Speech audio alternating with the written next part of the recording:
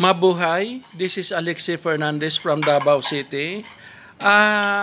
It's already past 8 o'clock in the evening. Actually, sayo pa kayo. Wala pa alas 9. Early natapos ang amo ang care group din sa church.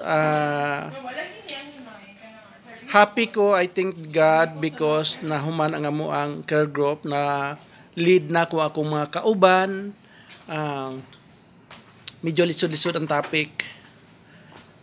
But it is amazing because it is about devotion. Ako ang nag-facilitate, yours truly. I thank the Lord for His wisdom, for His guidance.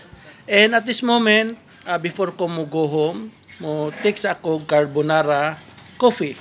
This is my coffee. Carbonara. This one. Kaon sa ako. This is carbonara. Where did you get it in Jen?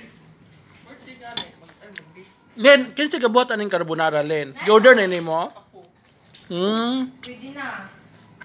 Amazing. Yes. Coffee. Masado. Thank you everyone. Thank you for watching with me and following me. God bless.